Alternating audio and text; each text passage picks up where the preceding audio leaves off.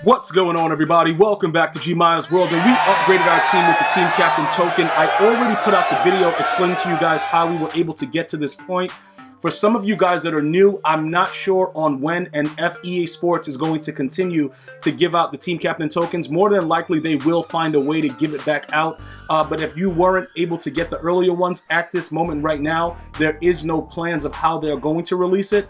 But as soon as I have information on how to do it, I will let you guys know. So here we go right now. We got a 98 speed, 98 acceleration, savage animal in Ryan Shazier that's about to go out there and wreak havoc. I want to point out, in this gameplay, I'm going to do a couple things different, all right? Because I want to see if he can scream off the outside edge. You know, typically I keep him in the middle, you know, right there alongside Patrick Willis. In this video, he's going to actually be on the outside edges. So that is very, very important for you guys to kind of understand. How you utilize him is going to vary depending on, you know, the sets, 3-4-4-3, stuff like that. So I want to make sure everybody is very, very clear with that. He is going to be on the outside. In addition to that, he will not have abilities. I told you guys, I prefer to have the safeties and one player on the front seven with abilities. But it's up to you guys how you want to build your team. That is my preference. So we're going to go ahead and jump into some gameplay right now. This guy's coming out with Marcus Allen, so I don't know exactly what his plans are because that dude's garbage. But we're not going to get into that. What we're going to see right now is Ryan Shazier worth the price of admission. Because remember, his numbers, he's very, very similar to Golden Ticket Troy Polamalu. So if you have a team captain that you can max out with the collectibles that you have already, I would greatly probably look forward to doing that and going ahead and getting that guy, Ryan Shazier, out of every other team captain. Now look, this is the other thing. The Polamalu does get Enforcer. I don't know if Ryan Shazier does, but it didn't really matter because I wasn't going to put abilities on him anyway. But a 98 speed, 98 excel, middle linebacker, he definitely can work as I get dotted in my face. And guess what, guys? I actually deserve that, so I'm not even going to set trip. Yeah, run around, crossbody, deadeye. I can't imagine how that just happened and how the ball was accurate. I don't even know what's going on. But the one thing I want to point out again, Shazier, you could see that right there when Kevin Green just came free, because Shazier is to the right of your screen. He's rushing and then getting stood up. So it's something that's going on with him, or he got his legs taken out right there. He's not able to really be that outside edge guy at this time. It's much easier for him to shoot the middle. At this time, that's what I would recommend that you guys do. Pretty much just leave him in the middle, because like I said, for this entirety of the gameplay, you're going to pretty much see that's what he's going to be doing. He's going to be getting caught up on the edge. Now, this first guy, he had something he had to do. I don't know what it was. Rumor is he wanted to go walk his goldfish. I don't know exactly what he's doing. It is quarantine. Dudes are going crazy. Man said he had to go walk his goldfish. We're going to let him do that, right? We jump right into the next game. This dude right here, he's going to be a little bit more intense, but he's just waiting like to get the business the same way. Now, keep in mind, I didn't really realize until after this game right here that Ryan Shazier is going to stay in the middle in my 3-4. Now, for whatever reason I decide to go ahead and run my nickel double A gap, he will still also be in the middle. So for those of you guys that are going to be asking, like, you know, Gmia used to run the nickel double A gap, now you're running 3-4. How does that actually transition the way you use Ryan Shazier? Well, like I said, for the remainder of this video, you're going to see his impact, you know, pretty much as an outside guy in the 3-4. All right, but you see now, you see that hit power? Those animations, I wasn't getting those until he was a gold 99. Now, he's actually caused a fumble for me since I've actually turned him into a gold 99, so I don't know exactly why that is, but he does get the animation by himself. Remember, I don't have Enforcer on him, I don't have abilities, and he did cause a fumble like shortly after this game. So I went back and looked at his card, like, what exactly is going on? Like, it does seem a little OP, but you can see that he's running outside. Right here, we're kind of playing around with like some inside loops. I was labbing a little bit of stuff because I wasn't really worried about this guy. I saw based on his offense that it didn't really matter how we utilize Ryan Shazier, so I actually left him there.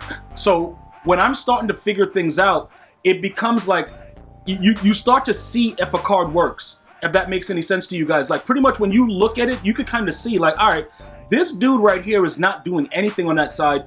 This dude is helping that guy get, you know, more off the edge and wide open towards a path to the quarterback. So again, with the way that we're going to utilize him with the remainder of the video, we are going to keep him outside. Now that 98 speed and 98 excel, That is, okay, he deserved this. I just want to point this out.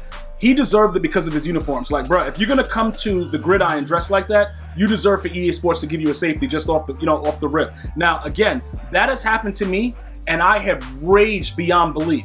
Just so everybody understands, like, it's hilarious when it happens to these guys, but it's not really that funny, though. Like, if you really think about it, that has probably happened to all of us.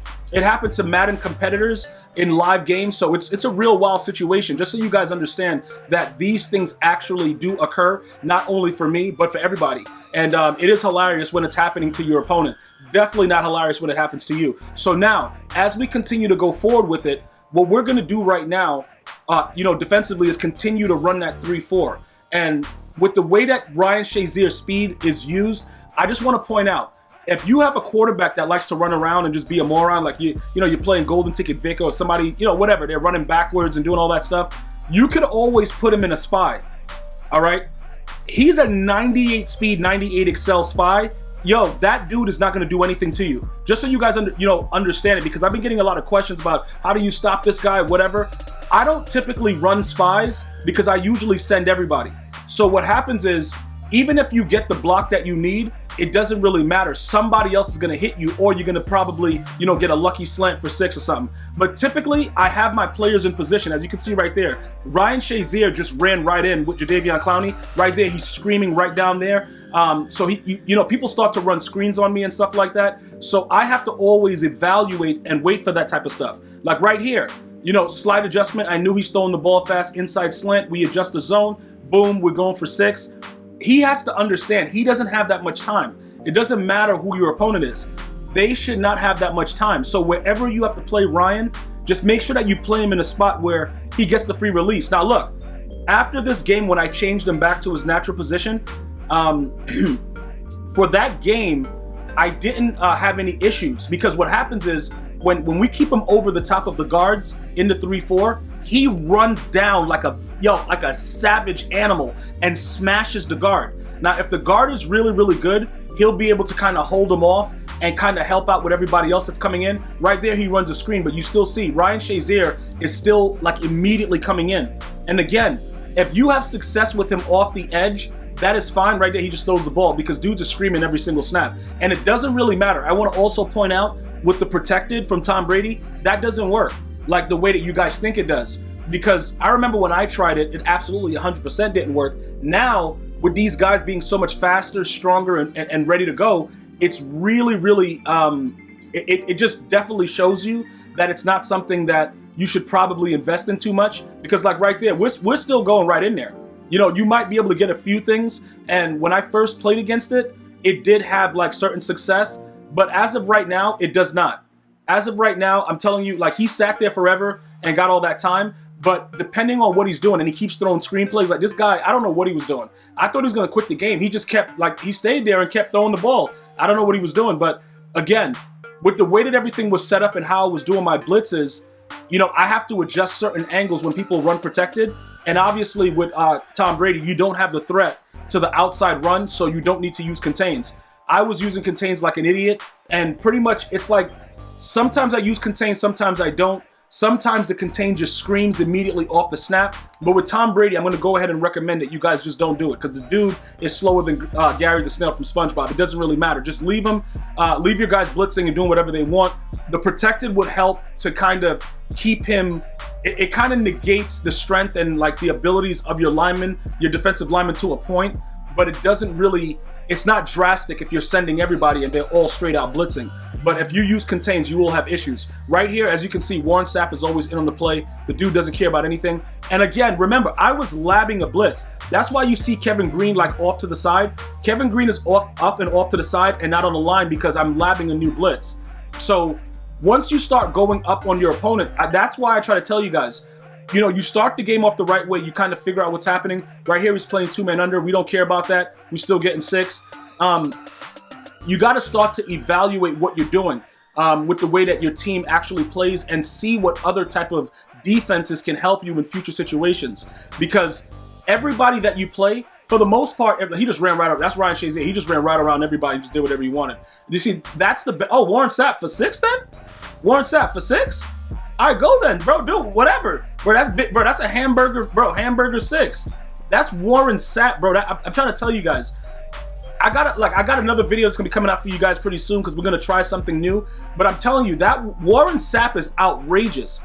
He's just an outrageous savage in this game. And I don't know why he's that good, but it kind of makes me upset because he's an ultimate legend. That dude just screamed.